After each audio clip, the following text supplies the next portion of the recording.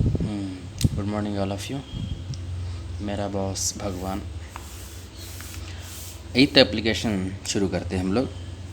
इसमें moment of inertia temperature increase होने की वजह से कैसे चेंज होगा इसके बारे में बात करेंगे। मोमेंट ऑफ इनर्शिया का फार्मूला हम लिखेंगे, होगा किसी स्पीयर का है तो 2/5 mr², किसी हेलो स्पीयर का है तो 2/3 mr², डिस्क का है तो mr²/2, ऐसे नंबर ऑफ रहेंगे। कुल मिला के सारे बातों से हम लिख सकते हैं कि I proportional to r²। Similarly अगर कोई रॉड है, तो I is equal to ml²/3 हो सकता है या फिर 12 हो सकता है, डिपेंडिंग अपॉन द एक्सिस। तो ये बातों से फिर हम कंक्लूड कर सकते हैं I proportional to L²। So I proportional to R² होगा या फिर I प्रोपोर्शनल टू L² होगा। So delta I/I should be equal to 2 into delta R/R या फिर 2 into delta L/L। So delta I/I is equal to 2 into delta R nothing but R alpha delta T. Delta R alpha delta T होगा कि नहीं होगा, ऐसा किसी को doubt लग रहा है तो ये बात याद रख लो कि delta L alpha delta T इतना तो होता है। Similarly change in distance between any two points of a object, it may be a radius or diameter or anything. Change in distance between any two points of a object is always equal to original distance into alpha into delta t. Original distance into alpha into delta t. So delta I/I can be concluded as 2 into alpha delta t. यहाँ से भी वही मिलेगा, 2 into alpha delta t मिलेगा। तो ये conclusion हमारे लिए काम का होगा। और इसी में आगे और देखते हैं नोट बोल के। कोई ऑब्जेक्ट रोटेट हो रहा है, अगर उसका मोमेंट ऑफ इनर्शिया चेंज होगा टेम्परेचर इंक्रीज़ होने की वजह से, रेडियस चेंज होकर या फिर लेंथ चेंज होकर मोमेंट ऑफ इनर्शिया चेंज होगा, तो एंगुलर वेलोसिटी भी चेंज होगा। अगर उस पर कोई टॉर्क एक्ट नहीं हो रहा है, एक्सटर्नल टॉर्क एक्टिंग ऑन ये ऑब्जेक्ट इज इक्वल टू 0 अगर होगा तो ये बात पक्की होगी, क्या I omega is equal to constant. I अगर इंक्रीज़ होगा तो ओमेगा डिक्रीज़ होगा। अब इसमें से हम लिख सकते हैं डेल्टा I/I प्रोपोर्शनल टू 1/ओमेगा। So delta I/I is equal to minus of delta ओमेगा/ओमेगा। और डेल्टा I/I के लिए जो फार्मूला हमको मिला था वो है 2 alpha delta T. So 2 alpha delta T जो हमको मिला था that is not only equal to delta I/I but also equal to delta ओमेगा/ओमेगा। ये मोमेंट ऑफ इनर्शिया और ओमेगा पे टेम्परेचर का इफ़ेक्ट। आगे देखते हैं। आगे जो पॉइंट है नेक्स्ट है that is one of the very important one, that is bimetallic strip. Bimetallic strip. Bimetallic strip में क्या होता है, एक मेटल से बना हुआ एक रॉड ऐसे रहता है, थिन रॉड, एक मेटल से बना हुआ थिन रॉड है वैसे, और एक और मेटल से बना हुआ थिन रॉड ऐसे हैं। दो अलग अलग मेटल से बने हुए रॉड्स हैं ये दोनों, और इन दोनों को यहाँ से जोड़ा गया है, इधर से इन दोनों को जोड़ दिया गया, यहाँ पे जोड़ दिया गया और यहाँ पे जोड़ दिया गया। ऊपर जो रॉड है, ये रॉड है, एक रॉड है, दोनों को यहाँ पे कनेक्ट कर दिया गया, पूरा एक रॉड नहीं है। इसका अल्फ़ा का वैल्यू है α2 और इसका अल्फ़ा जो है α1। अब टेम्परेचर बढ़ाएंगे, मान लो यहाँ पे α2 α1 जो हमने मान लिया है से α2 इज़ ग्रेटर दैन α1। जब अल्फ़ा ज़्यादा रहेगा चेंज इन लेंथ ज़्यादा रहेगा, ओरिजिनल लेंथ तो दोनों रॉड के लिए सेम है। सो अल्फ़ा 2 ज़्यादा है, इसीलिए when temperature is increased this rod is going to increase by more length and this is going to increase by small value। तो इसके अंदर ज़्यादा एलांगेशन आएगा, मतलब एलांगेशन नहीं कहना चाहिए, एक्सपेंशन आएगा, इसके अंदर कम एक्सपेंशन आएगा। मतलब ये ऐसा कुछ यहाँ तक ऐसा कुछ, और ये जो है ऐसा कुछ एलांगेट होने की कोशिश करेगा, लेकिन ये अपनी मर्ज़ी से ऐसे जो एलांगेट जो होना चाहते हैं हो नहीं सकता, क्योंकि यहाँ पे दोनों को जोड़ के रखा हुआ है। यहाँ पे दोनों को जोड़ के रखने की वजह से जो अपनी मर्ज़ी से एलांगेशन जो होना चाहते हैं, ये कम एलांगेशन ज़्यादा एलांगेशन जो होना चाहते हैं वो नहीं हो सकता।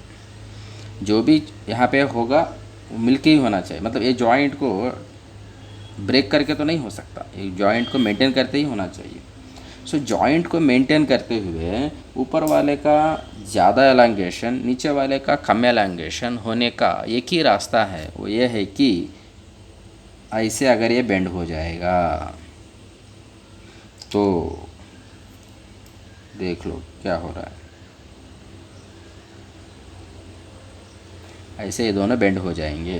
तो ये जो कनेक्शन है मेंटेन हो रहा है, जो कनेक्शन है मेंटेन हो रहा है, और ये आउटर आर्क है जिसका लेंथ ज़्यादा रहेगा, ये इनर आर्क है इसका रेडियस कम होगा, इसका लेंथ कम होगा, इसका रेडियस ज़्यादा होगा, इसका लेंथ ज़्यादा होगा, और जो होना चाहिए था वो हो रहा है, और विदाउट ब्रेकिंग द कनेक्शन। इन दोनों के बीच में जो कनेक्शन है उस कनेक्शन को ना ब्रेक करते हुए जो इन दोनों को चाहिए था वो हो चुका है यहाँ पे, ऐसा होगा। अब इसमें हमको क्वेश्चन क्या पूछेगा, इसमें क्वेश्चन पूछेगा ये बेंड होने के बाद इसका रेडियस क्या है करके क्वेश्चन पूछेगा। जो बेंड हो चुका है ऐसे, तो ये रेडियस बना रहा है, ये रेडियस कितना है करके क्वेश्चन पूछेगा, और इसमें डेटा के रूप में ये थिकनेस भी देगा। थिकनेस जो है b है, डेटा के रूप में थिकनेस भी देगा, और पूछेगा ये रेडियस को, रेडियस हमको पता करना है। उसके लिए मैं क्या करता हूँ,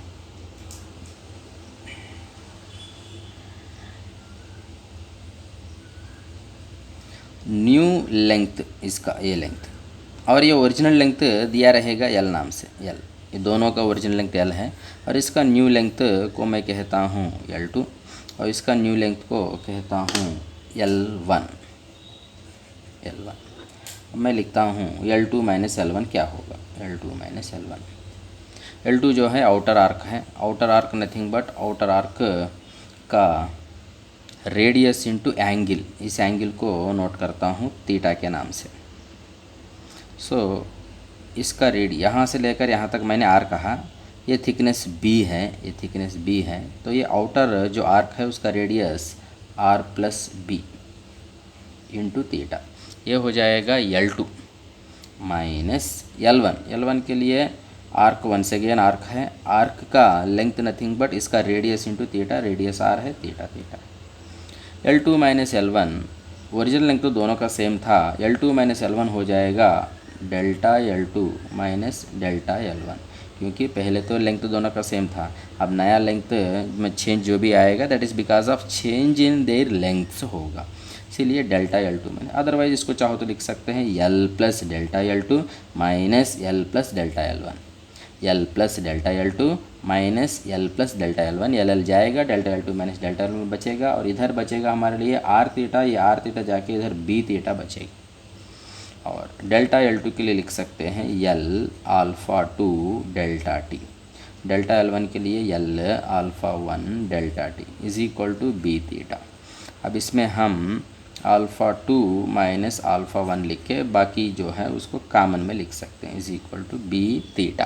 थीटा जो है फिर से एंगल है, एंगल मतलब मैं लिखता हूँ आर्क बाई रेडियस, आर्क मतलब L2 बाई, हम लिख सकते हैं L2 by are plus B लिख सकते हैं, या फिर L1 बाई आर लिख सकते हैं, मैं क्या कर रहा हूँ यहाँ पे थोड़ा सा अप्रॉक्सीमेशन लेते हुए L2 बोलो L1 बोलो ऑलमोस्ट खास डिफरेंस नहीं है बोल के मैं ओरिजिनल लेंथ L लिखता हूँ बाई R लिखता हूँ। एक्चुअली मुझे लिखना है यहाँ पे L1 बाई R लिखना है। L1 nothing but L plus delta L1, so L plus delta L1 चलो लिख लो, या फिर L1 बाई लिख लेते हैं, अगला स्टेप में देख लेते हैं जो भी है L1 बाई R। अब फाइनल स्टेप में यहाँ पे हम लिखते हैं alpha 2 minus alpha 1 L delta T is equal to B by R into L1 nothing but L plus delta L1 very small है बोल के हम नेगलेक्ट कर रहे हैं, तो L लिख रहे हैं, ये L कैंसिल हो जाएगा। फाइनली R के लिए फार्मूला जो बनता है यही लिख देता हूँ मैं, R is equal to, R के लिए जो फार्मूला बन रहा है R is equal to B by alpha 2 minus alpha 1 into delta T। This is the final conclusion of this topic. Bimetallic strip जब बेंड होता है तो उसका रेडियस क्या हो। सो टेम्परेचर बढ़ाने से ऐसे बेंड होगा, मतलब नीचे की तरफ, ऐसे नीचे की तरफ बेंड होगा, ऐसे रहने वाला नीचे की तरफ बेंड होगा टेम्परेचर बढ़ाने से। तो टेम्परेचर अगर कम करेंगे तो ऐसे बेंड होगा, ऊपर बेंड होगा, ऊपर बेंडिंग आएगा। टेम्परेचर अगर हम कम करेंगे, इसी केस में टेम्परेचर कम करेंगे तो ऐसे ऊपर की तरफ बेंड होगा। फिलहाल ये नीचे की तरफ ऐसे बेंड हुआ है, ऐसे बेंड हुआ है टेम्परेचर बढ़ाने से, तो टेम्परेचर कम करने से इधर बेंड होगा, ऊपर की तरफ बेंड होगा। चलो ये हुआ बाई मेटालिक स्ट्रिप का कहानी और 9th एप्लीकेशन। आगे बढ़ते हैं 10th एप्लीकेशन पे जाते हैं।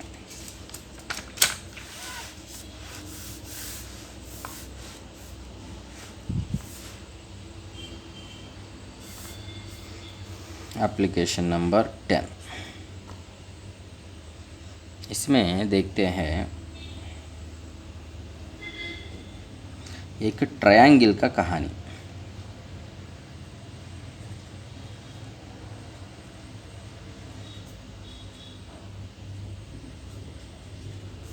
आइसोसेलेस ट्रायंगल से जुड़ा हुआ कहानी। हमारे पास है आइसोसेलेस ट्रायंगल, ऐसे ट्रायंगल है, ऐसे ट्रायंगल है।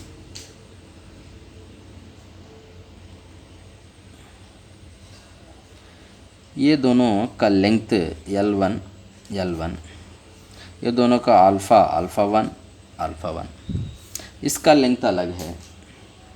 आइसोसेलेस मतलब दो लेंथ सेम होनी, दो डायमेंशन से। Actually this is a triangle formed by 3 rods, this is a triangle formed by 3 rods.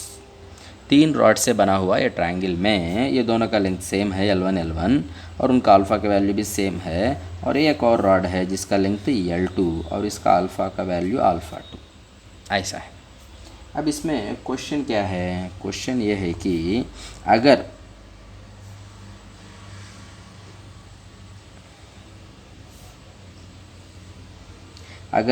अगर ये h नाम का डायमेंशन कांस्टेंट रहता है इर्रेस्पेक्टिव ऑफ टेम्परेचर, टेम्परेचर बढ़ा दे या कम कर दे, कुछ भी कर दे, अगर ये h कांस्टेंट रहता है, टेम्परेचर बढ़ाए या कम करे, h अगर कांस्टेंट रहता है तो L1 L2 अल्फ़ा 1 अल्फ़ा 2 के बीच का रिलेशन क्या होगा, ये क्वेश्चन है। What is the relation between L1 L2 alpha 1 alpha 2 if h is constant in a isosceles triangle as shown in the diagram. अब आगे बढ़ते हैं। इसमें मैं लेता हूँ ये राइट एंगल ट्रायंगल को लेता हूँ। ये राइट एंगल ट्रायंगल में hypotenuse L1 square is equal to one of the side h square plus another side जो है L2 में हाफ का square, L2 square by 2 square 4। इसको डिफरेंशिएट करते हैं, इसका डिफरेंशिएशन हो जाएगा 2L1 dL1 is equal to h constant कहा गया है, टेम्परेचर कुछ भी कर लो, h कांस्टेंट कहा गया है तो h का डिफरेंशिएशन 0 हो जाएगा और ये 1/4 और L2 का डिफरेंशिएशन 2L2 dL2 2L2 आगे बढ़ते हैं। ये 2 है, L1 है, dL1 नथिंग बट L1 में चेंज है, L1 में change nothing but L1 alpha 1 delta T is equal to 1/4 2L2 dL2। चलो मैं dL2 लिखता हूँ अगला स्टेप में, क्योंकि यहाँ प्लेस काफ़ी नहीं है। चलो यहाँ लिखता हूँ मैं, और डिटेल्स जो भी है। 2L1 square alpha 1 delta T is equal to 1/4 2L2 dL2 nothing but L2 में change nothing but L2 alpha 2 delta T. अब इसमें से डेल्टा टी हटाएंगे, 2 हटाएंगे, फिर हम लिख सकते हैं कि L2 into L2 square by L1 इधर लेके आते L1 square, L2 square by L1 square is equal to 4 alpha 1 by alpha 2। Relation between L1 L2 alpha 1 alpha 2 ये मिला हमको। अब इसमें और कुछ बातें हम देख सकते हैं, इसी में से निकलते हुए 2-4 बातें और देखते हैं। अगर हमारा ट्रायंगल इक्विलैटरल ट्रायंगल अगर होगा, ये ट्रायंगल जो है इक्विलैटरल ट्रायंगल अगर होगा, तो L1 is equal to L2 होगा। L1 is equal to L2 हो जाएगा, तो हम ये L2 L1 के प्लेस में दोनों इक्वल हो जाएंगे, कैंसिल हो जाएंगे, तो 4 alpha 1 is equal to alpha 2 होगा। 4 alpha 1 is equal to alpha 2 अगर इक्विलैटरल ट्रायंगल यहाँ पे होगा तो। चलो, इक्विलैटरल ट्रायंगल के बजाय कुछ और ट्रायंगल हैं। कुछ और ट्रायंगल कैसे हैं? ऐसा कुछ ट्रायंगल है जिसमें थीटा जो है 90 है। थीटा कहाँ है? इसको मैं कह रहा हूँ थीटा। इस एंगल को, ये टोटल एंगल को मैं थीटा कहूँगा। थीटा 90, ये थीटा 90 होगा तो ये 45 होगा। ये 90 है तो ये भी 45 होगा। 45। चलो, ये 45 हो गया तो मैं लिखता हूँ cos 45, या फिर यहाँ पे एक छोटा सा ट्रायंगल में इंफॉर्मेशन नोट करता हूँ। ये हमारा ट्रायंगल है जिसमें ऊपर का एंगल 90 हो रहा है, तो इधर का एंगल हो जाएगा 45, और यहाँ से ये वर्टिकल लाइन जो H है ये, और इसमें से मैं लिखूँगा cos 45 is equal to adjacent side L2/2, adjacent side L2/2, hypotenuse L1, ये cos 45 1/√2 is equal to L2/2L1, L2/2L1। तो आगे चल के क्या हो रहा है यहाँ पे, ये √2, इसमें √2 टाइम्स कैंसिल होगा, तो L2 is equal to √2L1 हो जाएगा। L2 is equal to √2L1 हो जाएगा। मतलब L2 square by L1 square जो है 2 हो जाएगा। और हम जानते हैं कि L2 square by L1 square is equal to 4 alpha 1 by alpha 2, 4 alpha 1 by alpha 2 is equal to 2। तो इसमें मिलेगा हमको 2 alpha 1 is equal to alpha 2। इसमें कंक्लूजन हमको मिलेगा 2 alpha 1 is equal to alpha 2। अगर हमारे पास ऐसा ट्रायंगल होगा तो, ऊपर का एंगल 90 होगा तो। इसी कहानी में ऐसे ही एक और कहानी, एक और ट्रायंगल हम यहाँ पे इमेजिन कर सकते हैं, जिसमें ऊपर का जो एंगल है उसको मैं बना देता हूँ 120। ये 120 होगा तो इसमें का हाफ 60 होगा, ये 60 होगा तो ये हो जाएगा 30, और ये L1 सब जानते हैं, ये L2/2 सब जानते हैं। तो अब लिखूँगा cos 30 is equal to cos 30 is equal to adjacent side L2 by 2 hypotenuse L1. Cos 30 nothing but root 3 by 2 is equal to L2 by 2 L1. ये 2 कैंसिल होगा, तो इसमें से L2 square by L1 square जो है 3 मिलेगा, but L2 square by L1 square nothing but 4 alpha 1 by alpha 2 is equal to 3। तो इस बार 4 alpha 1 is equal to 3 alpha 2 होगा। तो देखेंगे तो हमको ऐसे भी मिलेगा कि फर्स्ट केस में 4 alpha 1 is equal to alpha 2, second case में 4 अल्फ़ा 1, सेकेंड केस में 4 alpha 1 is equal to 2 alpha 2, अब 4 अल्फ़ा 1 इज़ इक्वल 3 अल्फ़ा 2। तो 4 अल्फ़ा 1 यहाँ पे अल्फ़ा 2, 4 अल्फ़ा 1 यहाँ पे अल्फ़ा 2, 4 अल्फ़ा 1 यहाँ पे 2 अल्फ़ा 2, 4 अल्फ़ा 1 यहाँ पे 3 अल्फ़ा 2, ऐसे हो रहा है। तो ये हुआ आइसोसेलेस ट्रायंगल से रिलेटेड एक कहानी, और इसी ट्रायंगल से रिलेटेड एक और कहानी भी देख लेते हैं। इसको मैं 11th में देखते हैं, 11th एप्लीकेशन में देखते हैं, एप्लीकेशन नंबर 11। फिर से वही ट्रायंगल है, आइसोसेलेस ट्रायंगल है, जिसमें दो साइड 2 रॉड से बने हुए हैं, तीसरा साइड तीसरा रॉड से बना हुआ है, और फर्स्ट 2 रॉड्स का लेंथ सेम है और उनके अल्फ़ा का वैल्यूज़ अल्फ़ा 1 अल्फ़ा 1, और थर्ड रॉड का लेंथ L2 है, उसका अल्फ़ा का वैल्यू अल्फ़ा 2 है।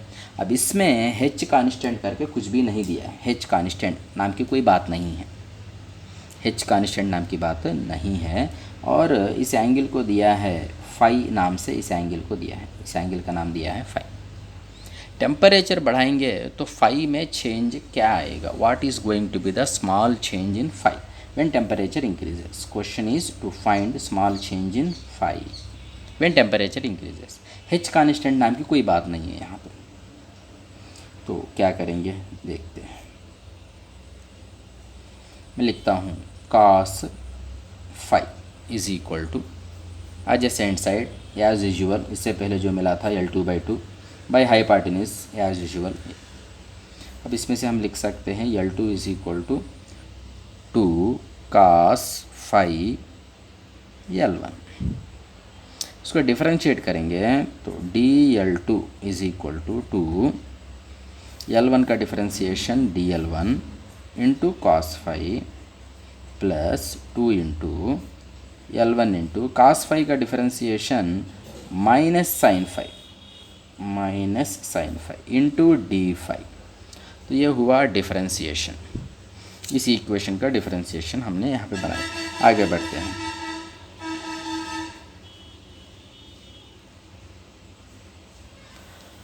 dL2 change in L2, change in L2 nothing but L2 into alpha 2 into delta T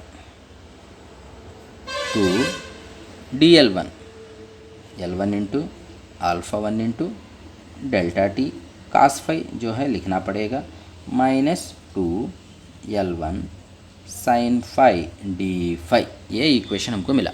अब इस इक्वेशन से हमको पता करना है डी फाई, तो डी फाई पता करना है तो ये टर्म इधर लेके आ जाओ, 2L1 sine phi D phi is equal to, इसको इधर लेके जाएंगे तो 2L1 alpha 1 delta T cos phi minus L2 alpha 2 delta T. अब 2L1 sine phi D phi is equal to, इन दोनों में से डेल्टा टी सिर्फ कॉमन ले सकते हैं और कुछ भी कॉमन ले ही नहीं सकते, 2L1 alpha 1 cos phi minus L2 alpha 2 into delta T. अब यहाँ से हम कहानी ख़त्म कर देंगे। D phi is equal to 2L1 alpha 1 cos phi minus L2 alpha 2 into delta T by 2L1 sin phi। This is going to be the formula for small change in the phi। अगर ये equilateral triangle होगा तो वैसे हम देख भारी equation दिखाई दे रहा है। इक्विलैटरल ट्राइंगल के लिए हम देखेंगे थोड़ा आसान दिखाई देगा। चलो इक्विलैटरल ट्राइंगल के लिए क्या होगा देख के हम कहानी बंद कर देंगे।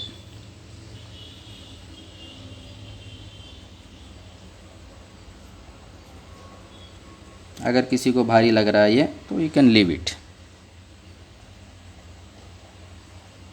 इक्विलैटरल ट्रायंगल, इक्विलैटरल ट्रायंगल के केस में d phi is equal to L1 L2 L तीनों सेम रहेंगे। L1 L2 L1 तीनों सेम, L चले जाएगा, बचेगा यहाँ पे 2 अल्फ़ा 1 cos 5 और 5 हो जाएगा 60। इक्विलैटरल ट्रायंगल में 5 60 माइनस L2 तो नहीं रहा, अल्फ़ा 2 बचा है into delta T by 2, L1 नहीं रहा, साइन 5 बचा है sine 60। So d phi is equal to 2 alpha 1 cos 60 1/2 minus alpha 2 delta T by 2 sine 60 √3/2, √3/2 ये 2 जाएगा तो यहाँ पे √3 बचे। सो अल्टीमेटली इक्विलैटरल ट्राइंगल के लिए आंसर हो जाएगा alpha 1 minus alpha 2 into delta T by √3। This is going to be the small change in angle when temperature changes. Because of change in temperature angle कैसे change होगा उसके लिए ये formula होगा in case of equilateral triangle. Equilateral triangle नहीं है तो इससे पहले जो बना है वही, इससे पहले जो हमने यहाँ पे बनाई है, this is going to be the formula.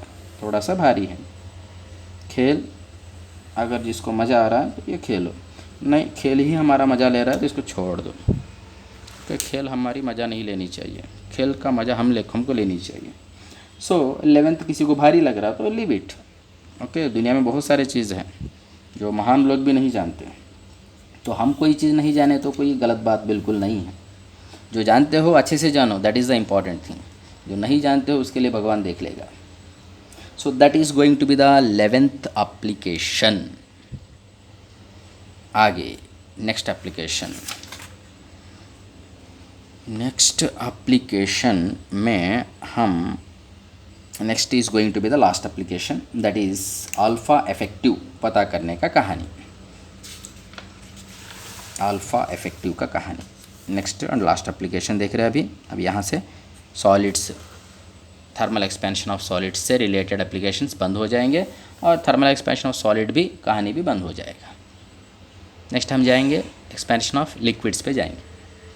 ठीक है, लिक्विड्स पे मतलब आगे कहानी से पहले अभी 12th एप्लीकेशन हमको देखना है जिसमें हमको अल्फ़ा इफेक्टिव के बारे में बात करना है। अल्फ़ा इफेक्टिव, दो रॉड को एंड टू एंड जोड़ के एक नया रॉड बना दिया गया है। एक रॉड का लेंथ L1 है, दूसरे का लेंथ L2। एक का अल्फ़ा का वैल्यू अल्फ़ा 1 है, दूसरे का अल्फ़ा का वैल्यू अल्फ़ा 2। ऐसा दो रॉड्स ज्वाइन कर दिया। अब इन दोनों का इफेक्टिव अल्फ़ा वैल्यू क्या होगा, ऐसा क्वेश्चन है।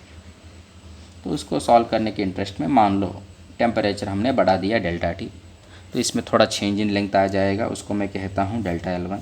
इसमें भी थोड़ा चेंज इन लेंथ आ जाएगा, इसको कहता हूँ मैं delta L2। So total change in length of combination of rod is equal to change in length of first rod plus change in length of second rod। Change in length of first rod होगा first rod का original length into alpha into delta T. Change in length of second rod होगा second rod का original length L2 into alpha उसका alpha 2 into delta T is equal to change in length of entire system. Change in length of entire system nothing but length of entire system into alpha of entire system nothing but effective alpha into delta T. Delta T जाएगा और हमको बचेगा यहाँ पे L1 plus L2 into alpha effective is equal to L1 alpha 1 plus L2 alpha. So alpha effective is equal to L1 alpha 1 plus L2 alpha 2 by these are different number of applications regarding thermal expansion of solids।